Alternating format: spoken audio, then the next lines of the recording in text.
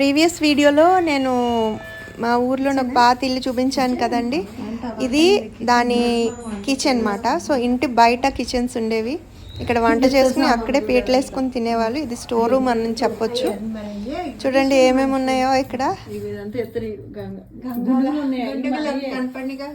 గంగాల రెండు బియ్యం పట్టుకెళ్ళ బియ్యం డ్రమ్ములు అండ్ బట్టలు పెట్టండి.